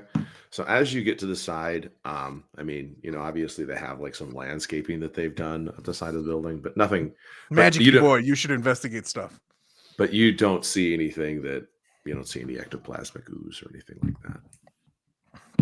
No goo, as we call it in the business. No goo. No building goo. I took so we thought this dorm was a straight shot out of his window, right? Mm-hmm. Mm-hmm. Was there any other buildings that could have possibly seen his window? I mean, not from the angle that you we were saw looking, when we looked out of Louis. Not. I mean, there's a it's kind of a very you know where you guys are, there's a lot of trees that cover the ground, so there's not any other noticeable buildings. So basically, where did it go? When I asked that question, it was basically outside was the answer. In that direction. Okay, so I say that it came in this direction. Well, do we walk back as the crow, in a straight line instead of on the paths to see if we see anything? Yeah, we can walk a straight line and see if we can find any evidence. You don't think Candace lives in that dorm room, do you? Candace didn't seem like a jilted. Like, she seemed genuinely upset, but so did Shelley. Like, other than oh no, nobody else could have. We had something special. Like that was the only part that seemed weird. But her reaction to me seemed, I believe, genuine. Yeah, it seemed genuine. She seemed very upset. I mean, it didn't. She seems naive, but genuine. Okay. Yeah, let's try to walk back from the dorm to the window as close as we can on a semi-straightish line, spread out maybe 5-10 feet apart so that we're still in contact-ish, but can kind of see stuff. Yeah. If it came in this general direction, we're just trying to see any other trail, ice or goo or anything. Okay. As you travel back,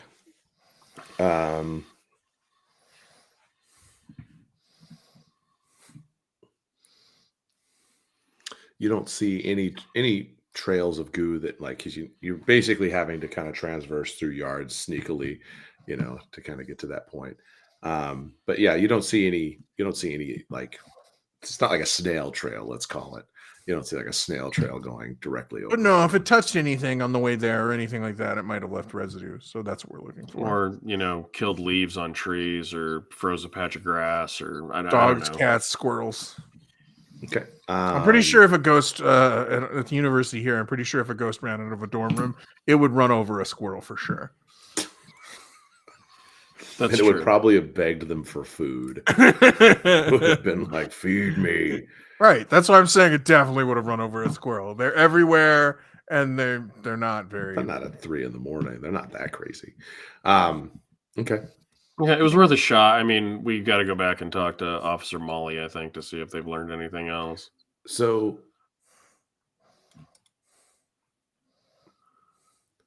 as you guys are starting to go, from you're kind of walking down your trail and everything like that, you're probably less than a block away when you hear something. Dun, dun, dun. You hear the shatter of glass and a scream coming back from Ross Hall. Oh, from Ross Hall again? Mm-hmm. All right, head back to Ross Hall. Yeah, let's run back there. I think I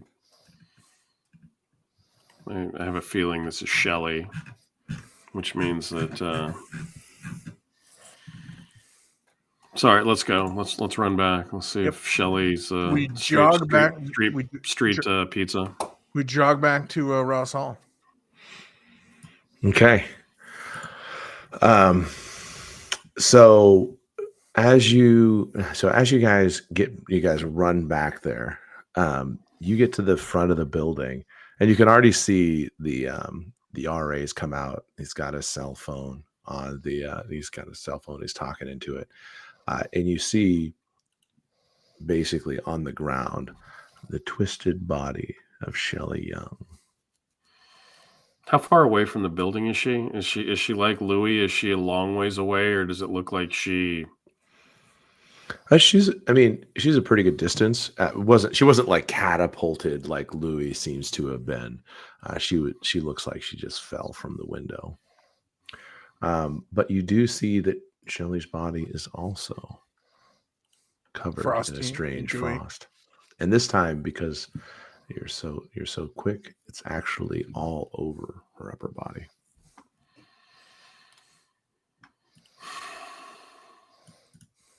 Do I believe that it's definitely an apparition then, now that I'm getting a better look at leftover? Can I narrow down my previous thing at all anymore? Or is apparition close enough? So ghost, it feels like ghost is the most likely Okay. type of monster that fits this bill. So what do I know about ghosts? What can hurt them?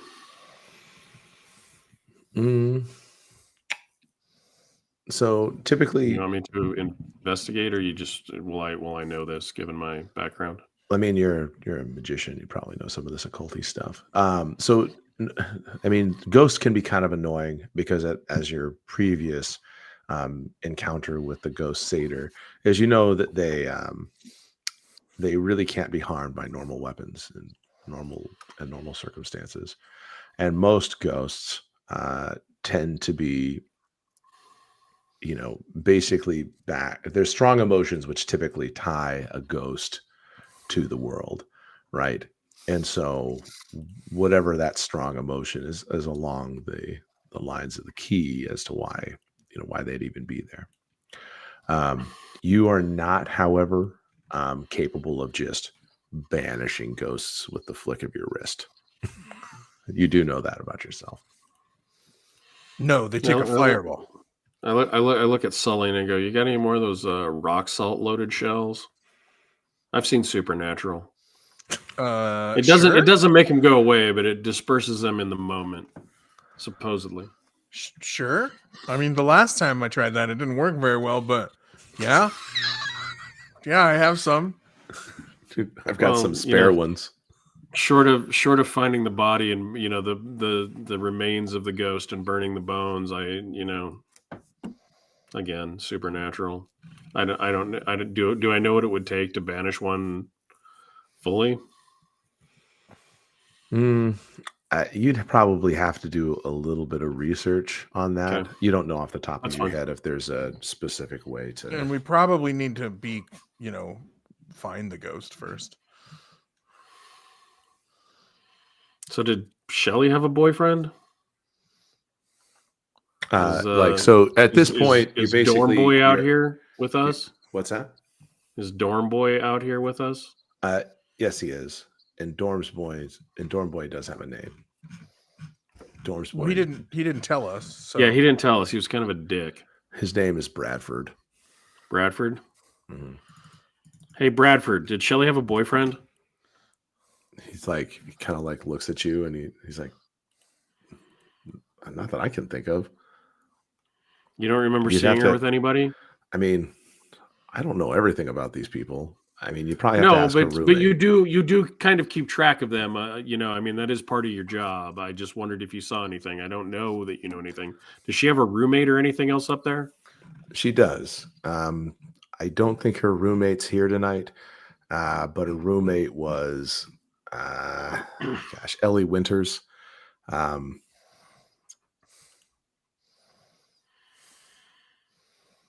Oh man, Brad definitely wants us to solve this case now because it kind of looks like he followed up to her window and threw her out her window. Yeah, did you go up to Shelley's room with her because she was so broken up? No, I you just let a crying girl get in an elevator by herself, and you were the last person with the victim. It's like, what? You can hear like the 911 operator on the cell phone, and he's like, "What are you saying? What are you accusing me of?" We're not accusing you of anything. We're not accusing you of anything, Brad. We're just asking. Yeah, we say it at the same time. Yeah, we say it at the exact same time. We're not accusing you of anything, Brad. We're just asking you questions.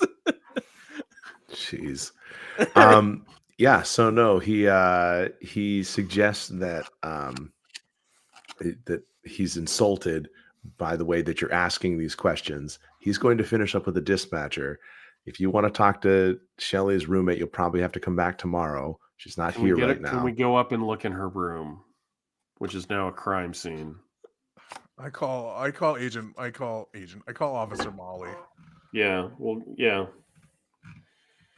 Okay. They say there's a problem. And out of curiosity, I mean, we still have quite a bit more to do because we've been having a lot of fun. Do you guys want to put this into 2 parts? Yes. Okay. I just Yeah. wanted to make sure because it's getting a little bit late where you guys are at. Yeah, I have to work tomorrow. So Yeah. Okay. Okay. But it's been fun so That's far, it. right? Okay. it is. No, it's been fun. No, it's good.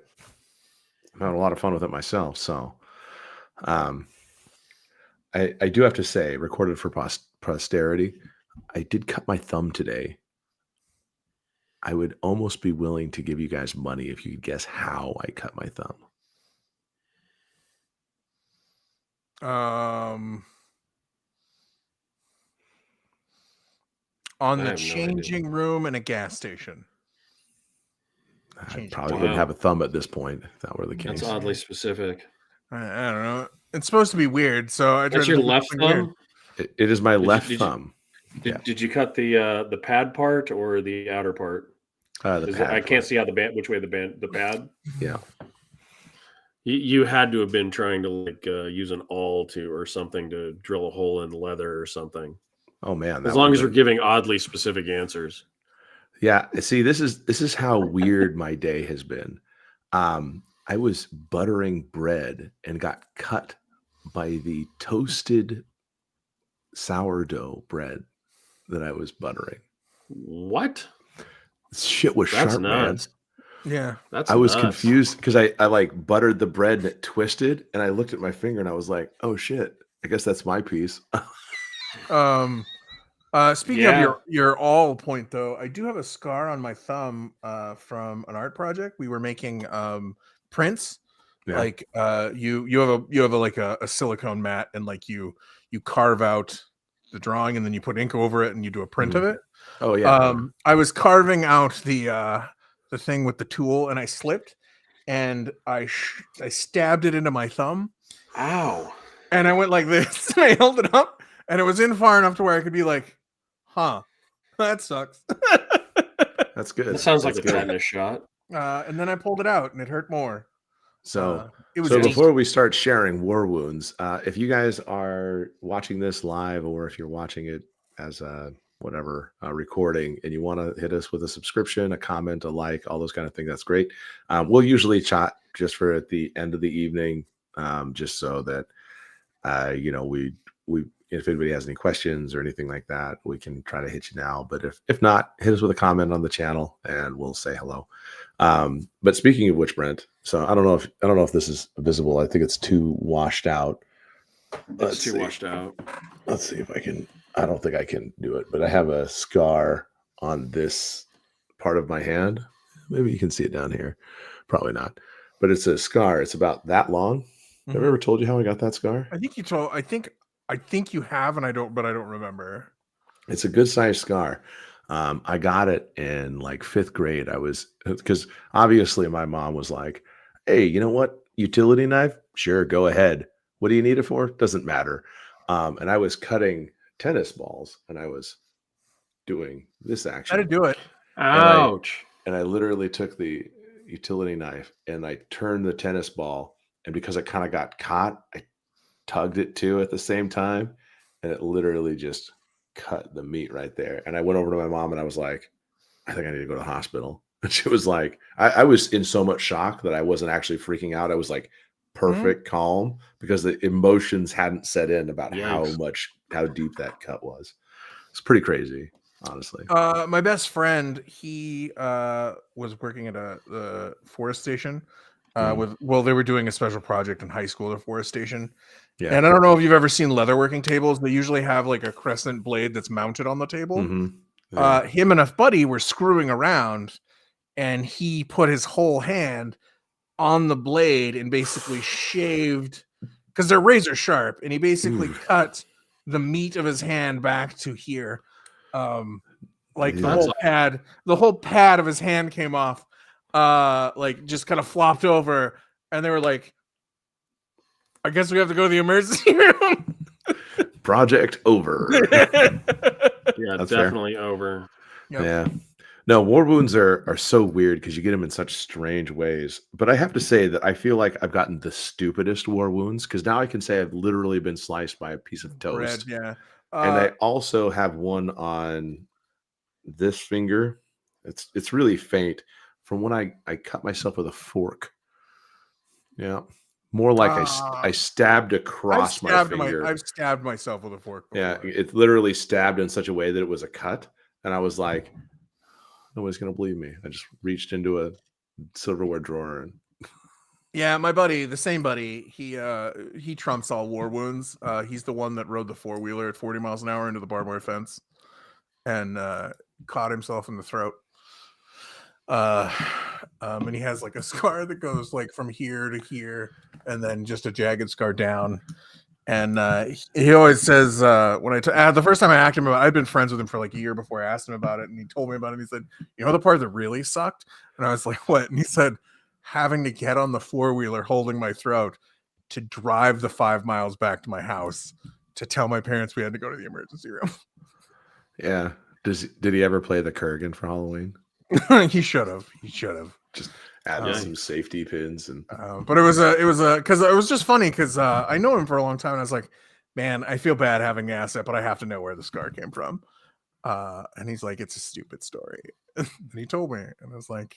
One doctor, I guess, passed out while they were stitching up his neck because it was like they had to go in and it was like layer after layer after layer. Yeah, they got to do subcutaneous. And one doctor was finally like, I can't, and like, yeah, almost passed out and gave it to another doctor. Wow. Yeah. Well, so speaking of neck wounds, that reminded me. I just saw this the other day on Reddit, but there was apparently a guy named Malarchuk. I don't know if you know that he's well known for surviving a life-threatening injury during a 1989 NHL game where a player skate. Oh yeah, I heard about made this. contact with his neck. Yeah, slicing his carotid. Yeah. It's like, so basically what I read that there was literally like like he somehow like the skate flew up and cut him across the carotid and part of the jugular, and there was why they wear neck guards now. Yeah, there was a vet, I guess he was a veteran or something like that, or maybe he was in the military and basically went over there and was like closed off the wound with his hand, and that was like the reason why he survived or something. That could be obviously embellishment because the story is now 20 some odd years old, but 30 years old maybe. They think the only reason my buddy when it happened. Yeah, they think the only reason my buddy lived is because the barbed wire wasn't tight, and so when he hit it, it kind of wrapped around instead of just yanking his head off. That's good. It's a nasty scar. It's like I said, it's a scar to end all scars. Like he wins pretty much all of those battle.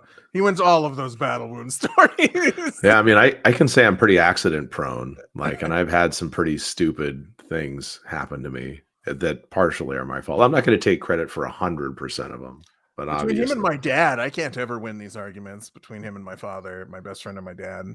Yeah, I told you about my dad used to be a garbage man, and I told you. If you ever see him, he has a divot about an inch, probably half an inch into his arm, into his forearm, and it's because he got it caught between a dumpster and the truck. And it should have broke. Like I don't know why it didn't break. It's just close enough, but it just separated the muscle enough to leave a permanent divot in his arm. Yeah, yeah. He said it's lucky I didn't lose my arm. Yeah, I tore my biceps, and I have a funny looking right bicep. No matter what, I can never be Mr. Olympia material at this point. Me either, for entirely different reasons. I'll never have that perfect symmetry that they want. Although I do have to say the closest thing I ever came is that I was working on a piece of heavy machinery called the trommel. It was in a mining operation, and I was going up the stairs, and I fell forward onto a metal post, and it was fortunately stopped quite handily by my sternum. But boy, that was painful. Oh yeah, God, I can because if it would have been a little bit farther down, I probably would have impaled myself in the gut. Yeah, abdominal wounds. Those are always fun. That's bad. Yeah. Well, these are some charming Halloween anecdotes. Check your candy kits for railroad spikes and trash compactors. I can just see a Snickers wrapper around a railroad spike. No, you can't, because railroad spikes are way bigger than Snickers bars at this point. 30 years ago, you probably could, but even a king size one now, I don't think is as big as a railroad spike. You're correct. That's probably true. So I hope you guys at least had fun in this initial half. Very much. Yeah, it was very We fun. did. I think it's been a good time. I've enjoyed it quite a bit. So we love everybody. If anybody watches this, we appreciate you. I guess I'll pass it to Jeff because I'm actually a little bit tired. And Jeff, you tell him how to get rid of us, or You can contact find us. us. You know how to You get can rid of find us, us everybody. on the following platforms at Rollwise: YouTube, Facebook, Threads, and Twitter. And by email, it's rollwiseguys@gmail.com. And happy Halloween, everybody. Be safe out there. I hope everybody had a good Halloween tomorrow. Whoops. Have a good afternoon. All the parties were this just- weekend. just be safe out there. And as always, roll well, roll wise, and thank you as always. Thank you guys. See you, Thanks.